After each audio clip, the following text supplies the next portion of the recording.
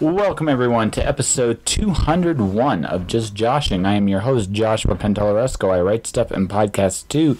Today, my guest is Benoit Chartier, and he is kickstarting the Booger Hunter's Apprentice, currently on Kickstarter right now. We'll get into that in just a second. I have really a lot to talk about in this episode. I'm going to do a little brief stuff of what's happening and some kind of relevant right now, and we'll talk about the future afterwards. But for me, my first column for First Comics News has come out. It is a review of the comic series Badassical. John Fleming and Colette Turner have been on the podcast before.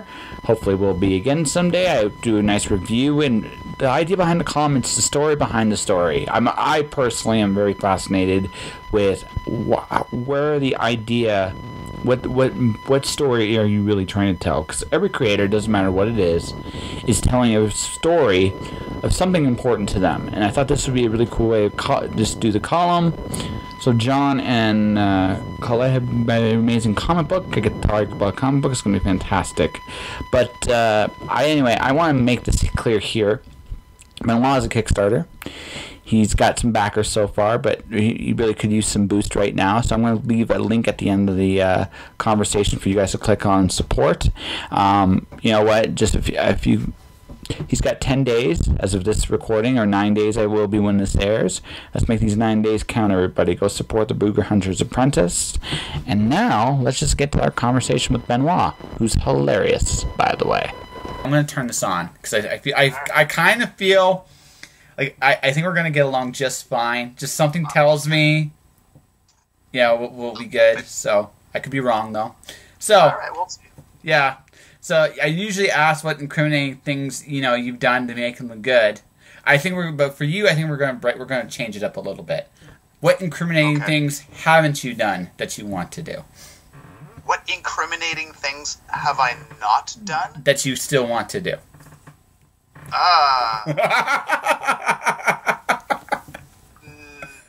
There's nothing that I can really do at this point that won't send me to prison, I guess. So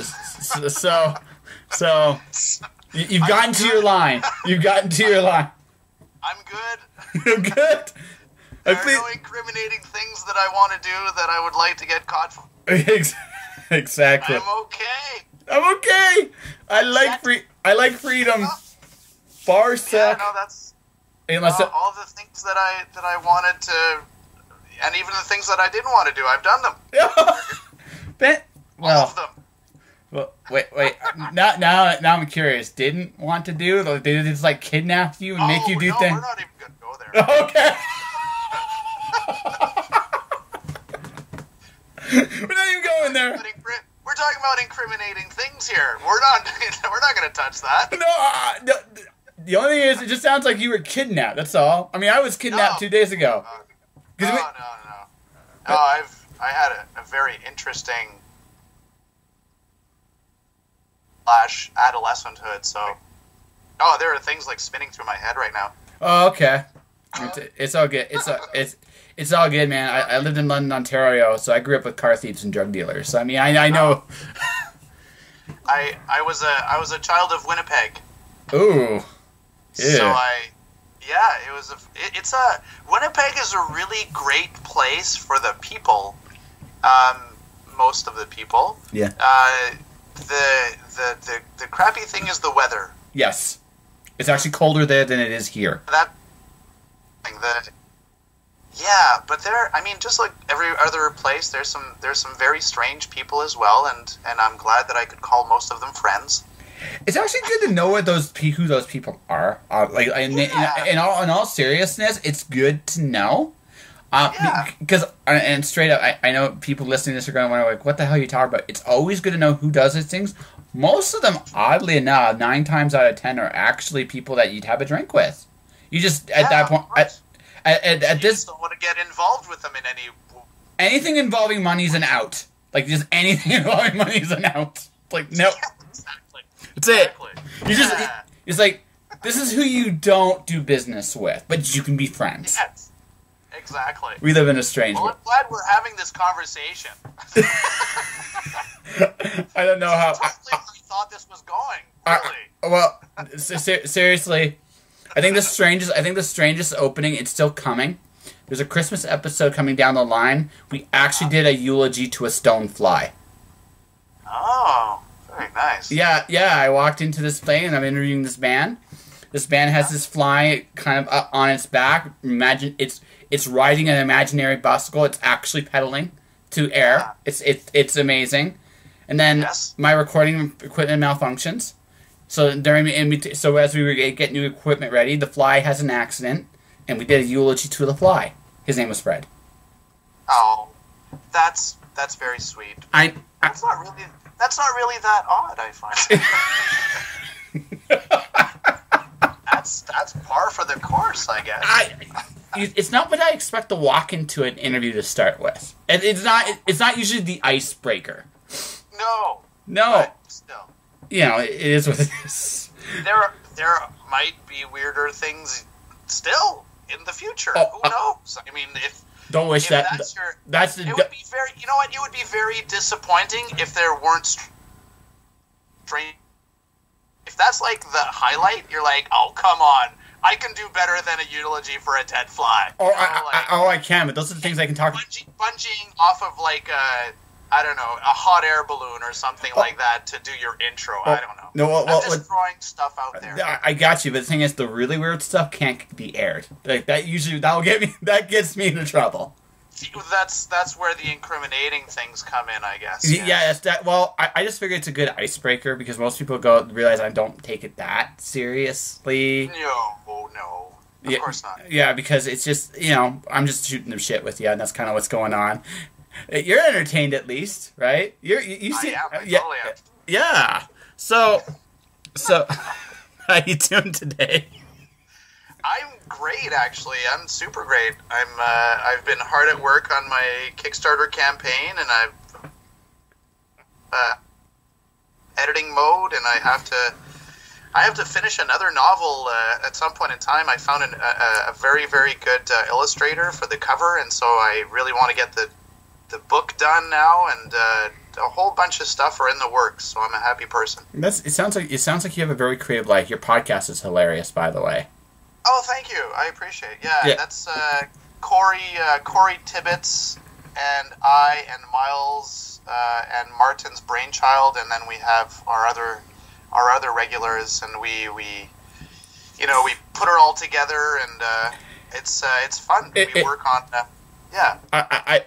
it's almost like you guys draw a hat. It's like, which story are we going to tell today, or which story are we going to continue today, and then it's whatever we're working on the most. I think whenever we usually have like one meeting a week on Monday nights where we get together and we go, okay, how many episodes? Because whenever we get together and do a brainstorming, we usually come up with 3 episodes in a night.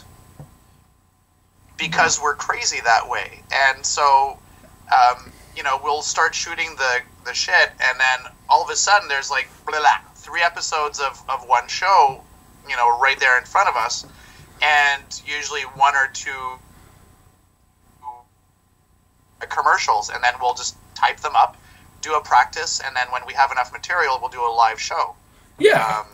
We've been super busy this summer and partial fall, so we haven't really gotten together, but we're going to be doing live shows in theaters next year, so that's awesome. Nice. Congrats. Yeah. Does your troupe have a name? It sounds like you guys are a troupe. Yeah, no, it's called Adventure in Your Ear. That's the name of the troupe. Oh, nice. Yeah, we call themselves the Tasty Tater Nug Players. We pretend that we are owned by a giant multinational conglomerate named Adipose Bakeries. Okay. and so we, it's like those old 1940s sort of soap opera-ish radio plays. Yes. Where basically, it's still the same concept today. In television today, TV shows are there to sell ads, right? Yes. But back then, it was blatant. Absolutely. No, it totally was. It was in the actual... Yeah. So we made up fake companies, and we make ads for them and try to make them as funny as possible and grim. And that's what we do. And then we do our shows, and we do product placements.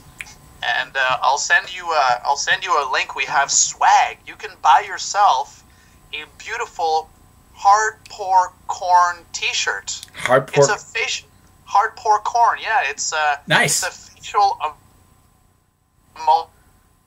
that's corn based. So it's for your hard pores. It's hardcore corn. Nice. I think we're funny. I think we're funny, and that's all that matters. That's right. I don't care what anyone else thinks. That's right. I just think we're funny. Well, I think we think we're pretty funny too. We actually laugh our asses off whenever we do like brainstormings and stuff like that, and we just we record ourselves as well. So we'll record a ton of stuff, and then we'll pick up the best bits, and then we have story arcs as well. Yeah. So it's not like we're doing episode by episode. We actually have we're heading towards here, blah blah blah. Well, it's kind of like with cereal. The cool thing about cereals is, right, you get this option, you have an end goal, right? You have this end goal. Yeah. But you're like, we can get there any way we damn well please. So, what do you want to do this week? Flying dinosaurs. That's right. That's right. Yeah. Okay. Well, a little while ago, we have something, we have a space one called Buck Schottner. Yes, that was the one I listened to last night. That was good. That one, but for some reason, it wasn't getting as many laughs as say Nick and Ben or Arthur. So we changed it up. We decided, you know what? From now on, it's all Southern accents. So now Buck Schottner, and it's weird because, we started off. Buck Schottner was a very Shatner-esque kind of character, and now it sounds a lot like this. This is more Buck Schottner now, but it sounds more like him. It sounds like he woke up on the wrong side of the bed. That's right. He woke up, wearing different trousers. I guess.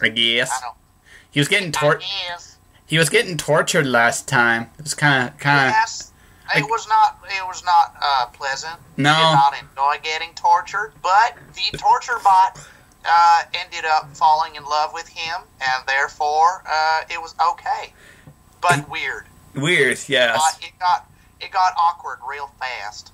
That would, human-robot relations are going to be a thing in 10 years anyway. I know, and imagine the kids, right? Yeah, I know. It's going to be kind of weird. So the kids are going to be smarter than one parent and dumber than the other one. It's going to. Well, isn't that always the way, really? Sometimes. Sometimes. And now you're thinking, you're like, which parent am I? No, I don't want to go there. No, I don't want to go there on the air. Yeah, I'll get physically beaten, and it's kind of one of those things. Yeah, just no, you just don't want. You don't want. So far, I think you're winning on the incriminating stuff because I acknowledge there are answers, but I have clearly denied them. You don't even acknowledge that there are answers.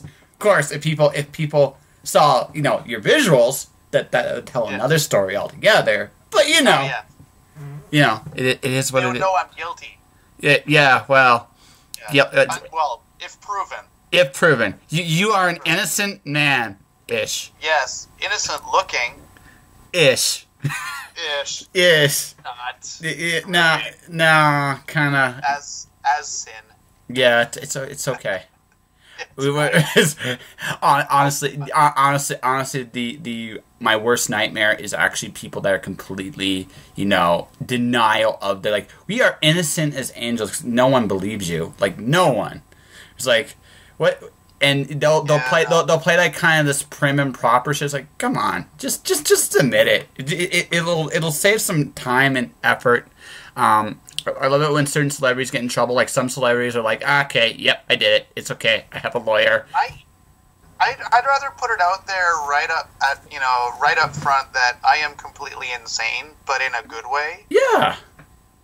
Just because it saves time, and then when people go, wow, you really are nuts, and I'll go, well, it's not like I didn't tell you. Well, it's just Well, it's just out in the open. It's like I don't have to pretend I'm something I'm not, and that's actually the best part, right? Exactly. There you go. There's no lies. Yeah. No facade. It's all right up there. And then at that point, you can get away with saying anything you want. That's the other thing too, because now it's real. Well, but to a certain degree, of course. Well, yeah. Because you're not really crazy. You just like to play crazy. Sure, we'll go with that. we'll go with that.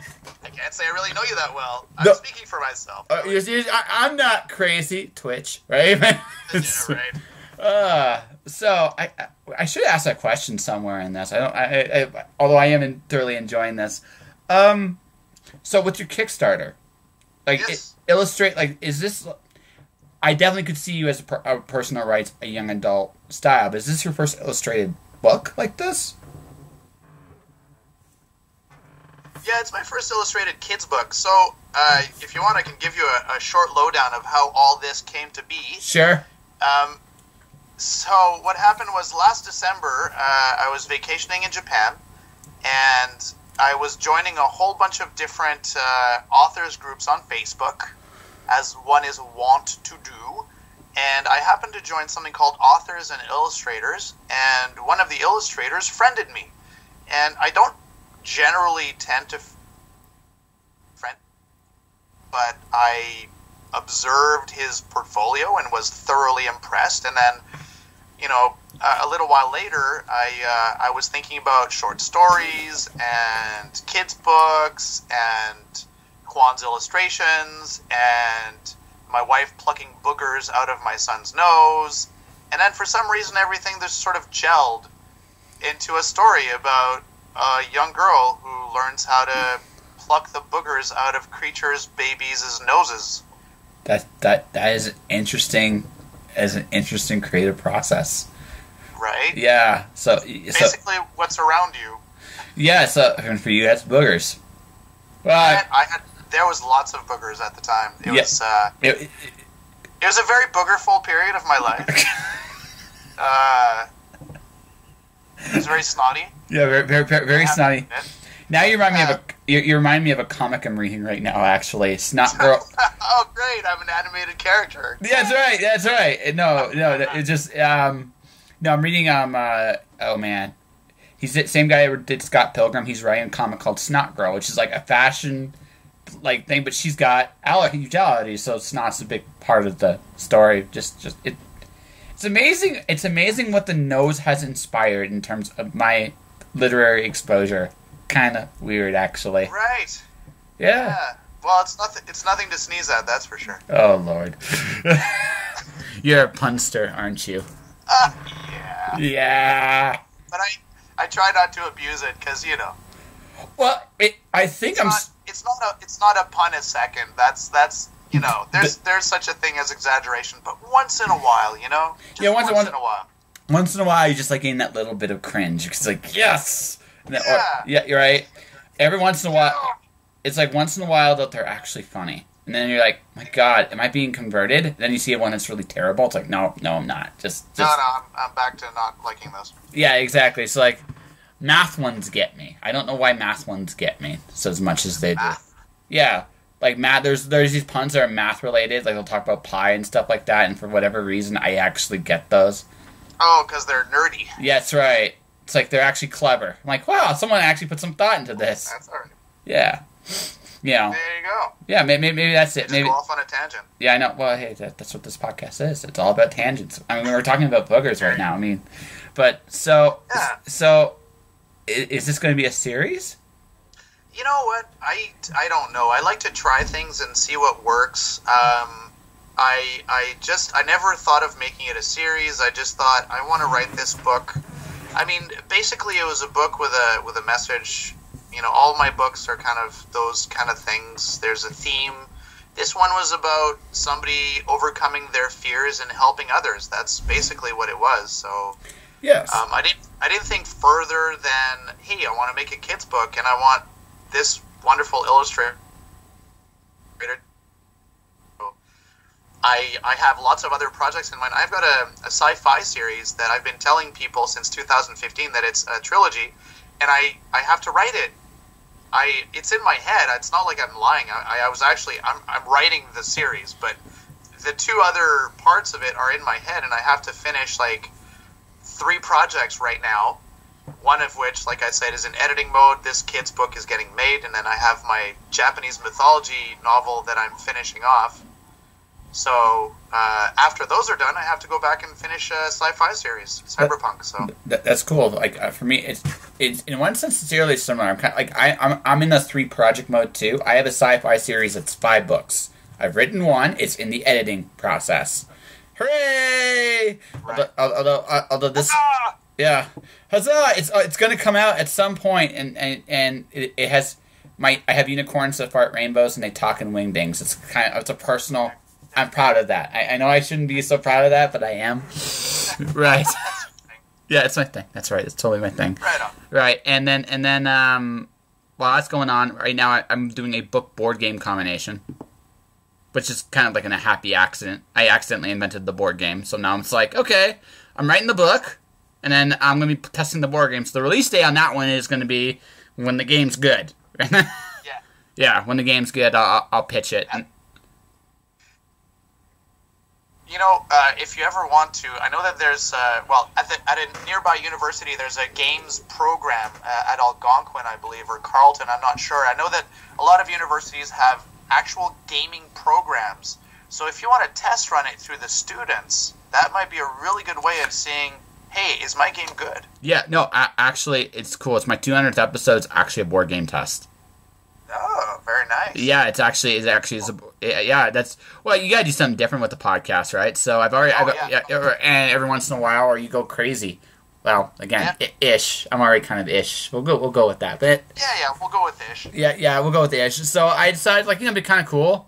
Let's do a podcast where there's a actual board game test, and I talk to people while we're playing the board game, and. It's also, I figure, smart marketing too, because I'm advertising a product that doesn't exist yet. It seems like, Yeah. Right. It seems smart, and so it's one of those situations where I'm going to be doing massive tests. I'm already kind of seeing it. Some people seem to like it when they play it, so that's a good sign, right? There you go. Yeah. So we'll see what happens. Much like.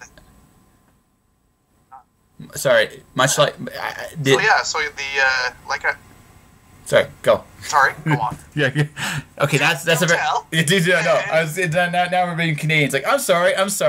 Skype is being... No, I apologize. Okay. I know, that's good. Good on you for your board game, man. Yeah. What episode are you at now? 194? 195? 196 came out 2 days ago. 197 is going up tonight because I'm going to be flying out to BC tomorrow. So, tomorrow night sometime I'm flying out to BC. So 198, 199 come out next week, and then 200 will be the week after. And, yeah, so. Which one am I, man? 203. Oh, okay. Yeah. Okay. I'm the boss. I can make the... Right. Don't make me move you down to 205. You're being downgraded, Buster. That's right. That's right. That's right. Don't. I'm the boss or something. I don't know. Yes. I guess you are. I guess you are. Yes. No. I've learned this. Actually, that's the death now. The moment you say you're the boss, you lose your power. It's like really? Because I'm the boss, and then no one gives you any respect. No, but after that, people kind of. Yeah, exactly. Kind of like that. It's like, yeah, pretty much. And then you just realize that people are just going to do damn well what they... Yeah. People are going to do what they want to do anyway. So the smart thing is just like, I'll just do my thing, you do yours. Yeah. You be the boss of whatever you want to be the boss of, and I'll do my thing. Exactly. Thank you for playing. That's right. Yeah. So how many projects do you generally work on at once, usually? Oh, I usually try to work on only one, but for some reason, it was kind of a cropping up of things. Like, the book that's being edited right now, I've been working on it for 10 years. And so, on and off, right? So it wasn't really like an ongoing project. And the kids' book, it was kind of a spur of the moment thing that got very concrete very fast and now is happening, which is really cool. But no, usually I do one thing just because I write, and I can only do one writing project at a time, or else I'll get my characters mixed up, I'll get my worlds mixed up, blah, blah, blah. And I want to get the damn thing done. I don't want to do 3 projects at the same time. For some reason, in the past, like, several months, it's turned into 3 projects. So, but really, I only have, like, the one project to actually work on right now, and that's my Japanese mythology novel. But I mean, project-wise, I still have to do promotion of the Kickstarter for the Booger Hunter's Apprentice. That's right. Yes, but that title does actually scream sequel. I'm just saying. It would be fun, but I'm wondering where I could take it. Yeah. Well, no, it just is because I mean, there's a step, right? You got the Apprentice. So yes. There would be the Booger Hunter Master. So I mean, there's at least one, right? There's like one right there, right? Now, grant you, no one for school. Yeah. Yeah. You know, it's like Hogwarts for booger hunting. That's right. I mean, you just go there, right? Yay! Yay! Everybody wants to get their ocelot. I don't know. It wouldn't be an owl, obviously. I don't know. Boogers. Oh. I don't know. I haven't even wondered about that yet. So it could be like a warthog, or I don't know, whatever. It doesn't matter. A warthog. I just reversed Hogwarts. It's a warthog. Yeah. That's right. That's right. Now we know how J.K. Rowling figured out Hogwarts. She just took a warthog and reversed it. See, that's right. You figured out her secrets. You figured out a secret. She is brilliant, though. You have to admit. Oh no! Honestly, fantastic writer. Like one of the like fantastic writer, and she came up with a phenomenon that we all like admire, and also like it could be me someday, right? And it really could. Yeah. So, and she got kids reading again. How wonderful is that? Yes. Kudos to her. Thank you. Thank you, J.K. Rowling. You rock. I like the fact that Totally serious. Oh no. Actually, I know you're totally serious. It's the enthusiasm. I mean, it's the enthusiasm, right? I think. Like J.K. Rowling, like cheer. That should be done. Like every author should be like, should do a Rowling cheer. That's what should be the thing. Yeah. Okay, actually, I should ask this because because you are a very, and I just talking to you, you're someone very outgoing with your creative expression, right? Right. So I'm kind of asking this. Did you write first or did you act first?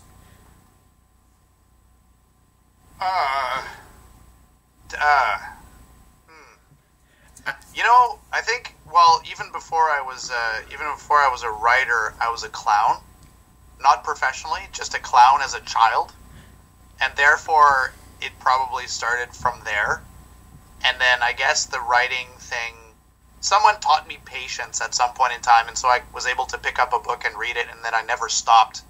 And strangely enough, the idea to start writing came to me when I was in grade 5, when there was like a guest author who came to our school library, and it was the first time that the two ideas of are connected to actual people who write them. And then after that, I was like, I'm going to be a writer. And then I went out and I wrote my first story, and it was like 30 pages long, and I was in grade 5. That's awesome. I still have it. It's really, really silly, and I don't remember what the plot line was, but there was like me and my best friend Ryan and my best friend Rob, and we were going on adventures, and there was like stuff, and yeah, there was like no plot whatsoever, but I just wrote for like days, and then I was like, okay, I'm done. Okay, I'm done. Next thing, the next cool thing. Next thing. This is boring. And then there you go. So and then after that, I started writing short stories, and And it just kind of... That's how I started, I guess. You guess? It just snowballed from there. Yeah. I guess. Okay, so I'll ask this question, because I still have my first story when I was 13. I cringe at it, just like a lot, right? But you gotta start somewhere. No. I know, I agree. But there's these moments hidden in there. I'm like, 13-year-old me, you were actually pretty good here. Okay. Yeah, because I think it's one of those things where I think like younger at a young age, you're bolder because you don't have the ability to hold it all in, and you just let it all out there on the page. Oh yeah. Right. So. For sure. Sometimes I just feel like when you do that, it's just you have to admire that. It's also why I will never ever change a story I ever wrote as a kid.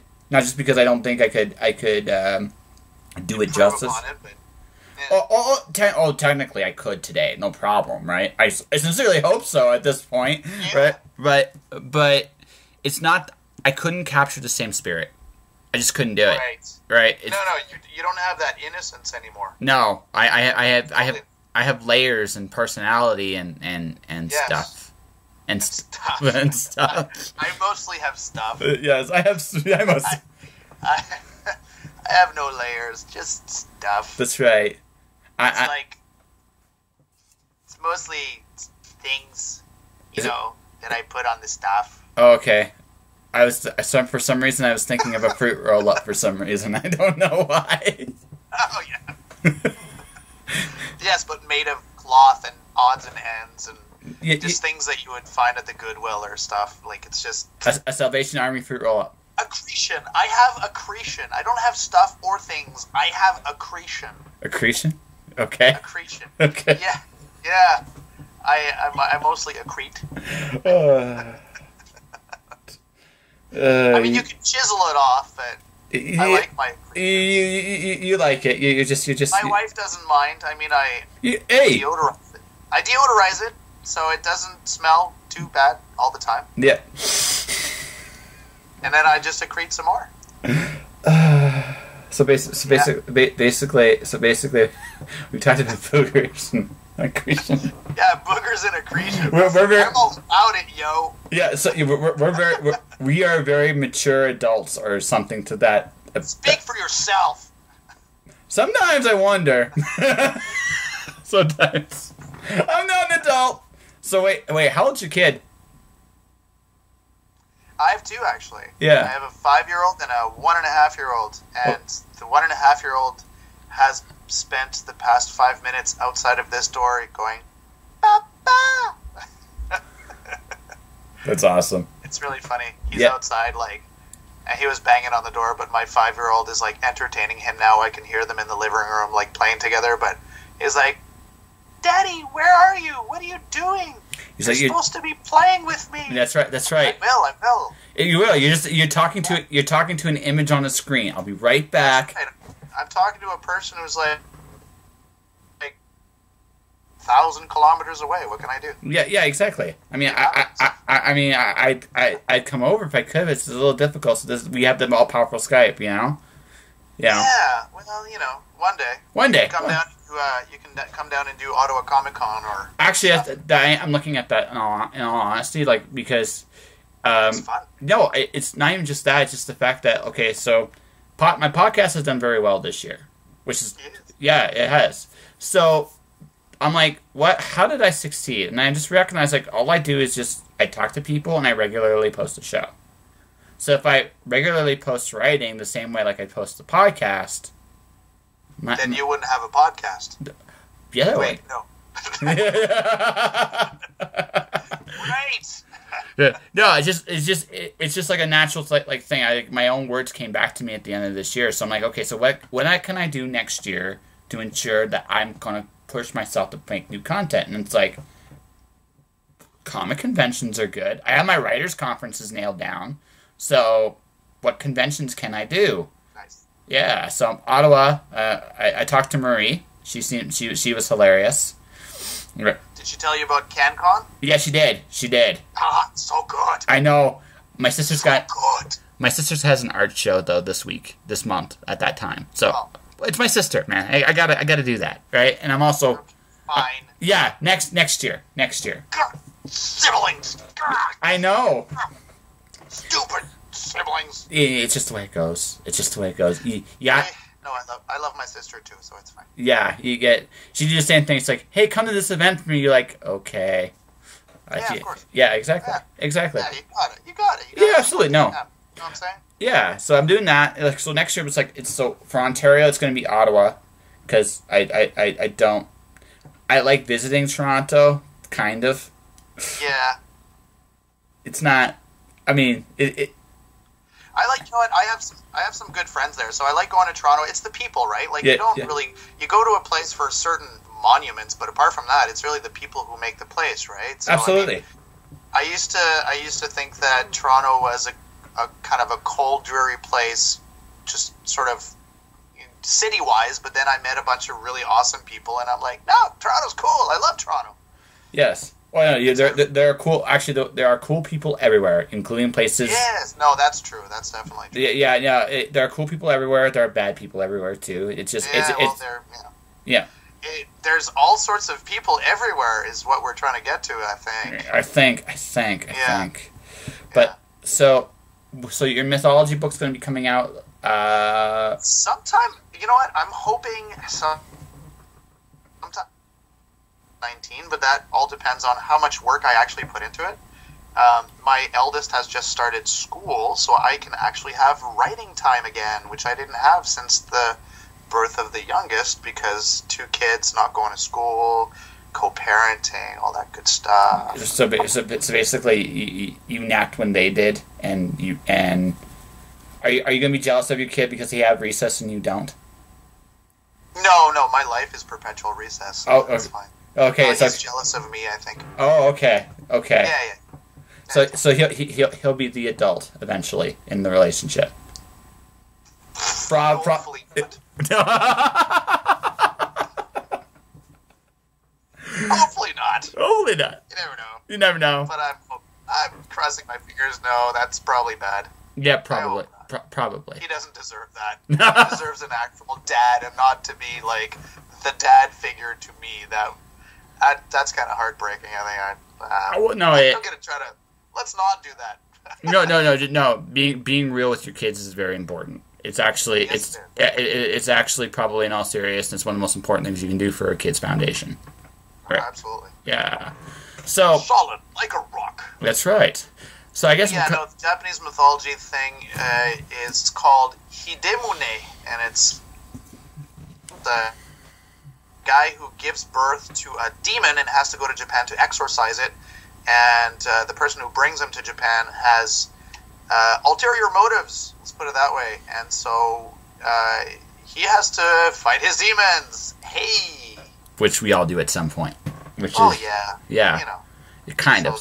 Yeah. So I'm introducing yokai and yude, which are Japanese type spirits. Okay.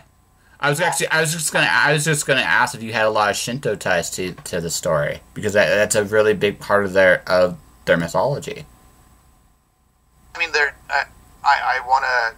going to be some Buddhist ties and some Shinto ties, and there's going to be all sorts of good stuff. I should probably mention my wife is Japanese, and therefore that's why there's so much sort of Japanese stuff in my writing, just because half my family is Japanese now. So that's that's really cool. I actually originally was thinking about like you going to Japan, being influenced by the culture there, because it is such a different place than here too, right? I get to be influenced by the culture every single day. Yes, that's awesome. Yeah, no, it's great. No, it really is. Like honestly, different points of view from different parts of the world definitely improve just how you look at the world in a good way. So yeah, absolutely. Oh yeah, it's all about having a wide open mind.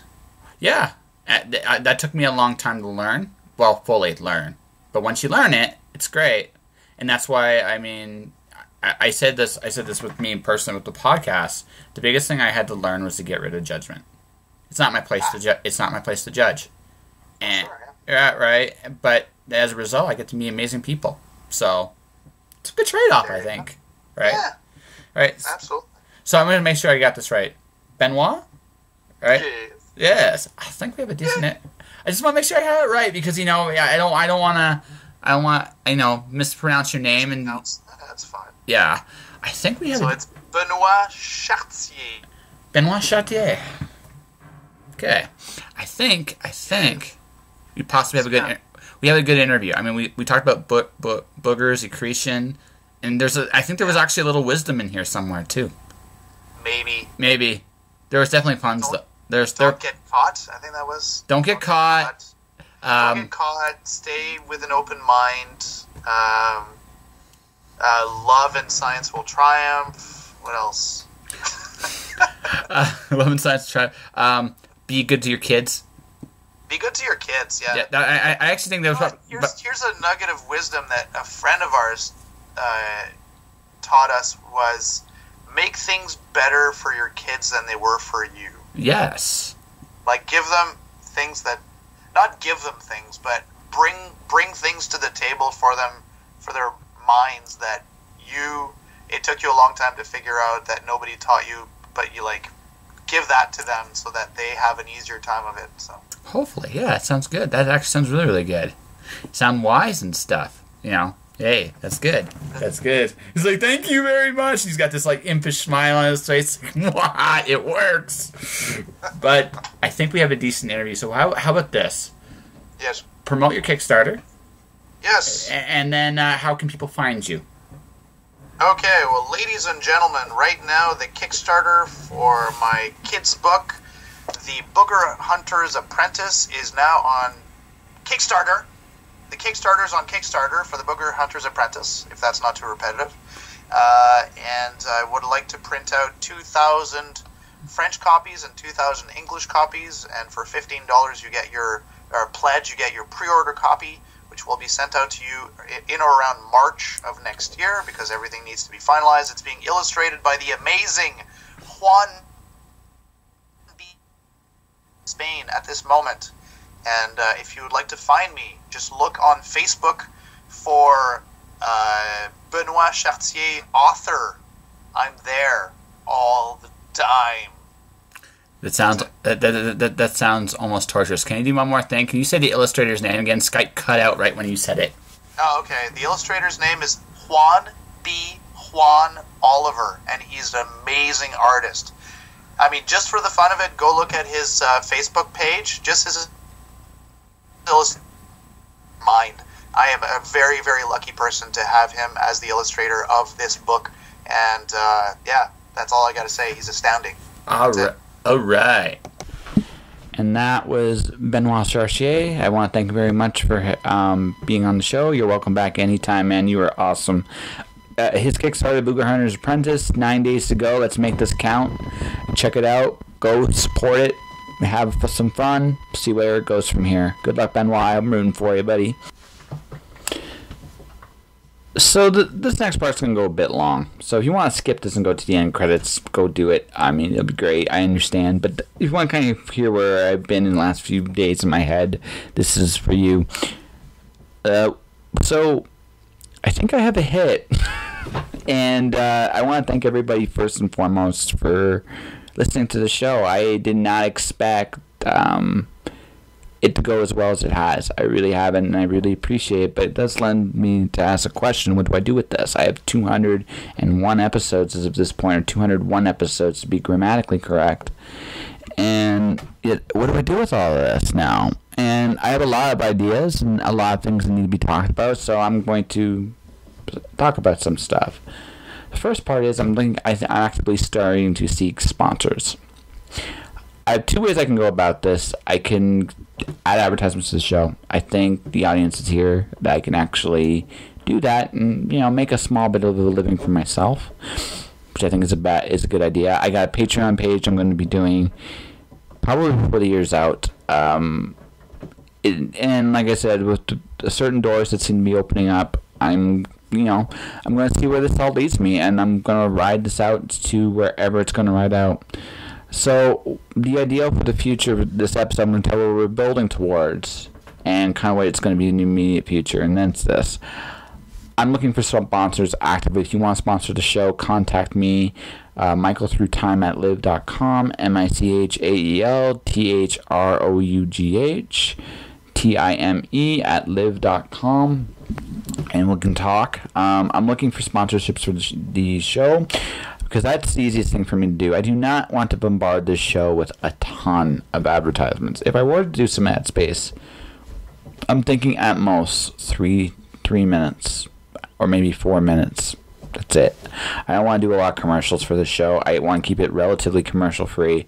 Also, what usually kills shows like this is the amount of commercials. Yeah, I can make decent money, and yeah, it won't add up if I do very little, but I would rather do a sponsor for an episode, a couple commercials supporting my friends. Stuff I really want to advertise is audiobooks, other book launches, things of that nature.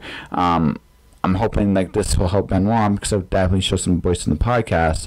But all this to say that, yeah, this is going to be slightly more heading towards a business model, a specific kind of business model I have in mind. It won't get there overnight. It will be gradual. You're going to see more commercials. You're going to see one real soon for one particular author, editor I really admire. I'm going to be doing something for her in the coming weeks, because I want to, and I'm going to. But yeah, the offer will be open to everybody. I'm just going to make that an official thing so I don't surprise anybody with any future episodes coming down the pike. I've advertised other stuff in the past. I've advertised, other authors, other book launches. I figured this is something I should mention. I figure 4 minutes at most. I would rather have just sponsors, to be perfectly honest, but we'll see how this all plays out in the future. And I got some big things planned for the show next year, for the next 100. You're going to definitely see a little bit more live shows, I think. You're definitely going to see some really cool experiments next year. I got a 24-hour charity thing I want to do in the summer next year. I really want to do it. I want to put together a 24-hour show. I think that would be fun once. I will probably wish I was dead when it was over, but for one time it would be fun. I'm hoping to do more live shows with live people. Just great stuff like that. I definitely am really stoked about what I do with the podcast, but I'm not going to change the root of it, which is real conversations with real creative people about life, the universe, and everything. I like that. I dig that. I think you guys dig that. That will continue.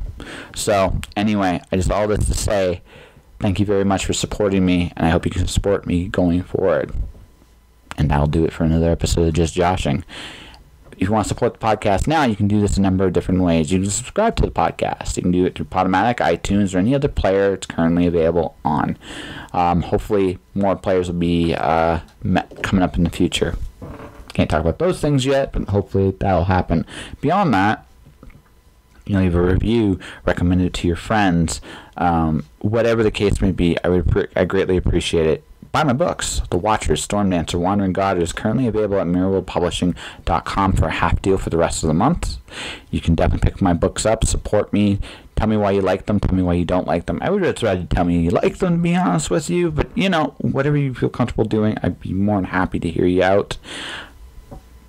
I have my YouTube channel, Josh Pentelresco. I will upload more episodes, I absolutely swear. I swear, it will happen as soon as I'm through all this craziness. Beyond all that, whether you support the podcast in any of those ways or just listen to it every week, thank you very much for listening to it. And hopefully I'll see you next time. Stay inspired, stay out of trouble, don't get caught. Whatever you subscribe to. Josh.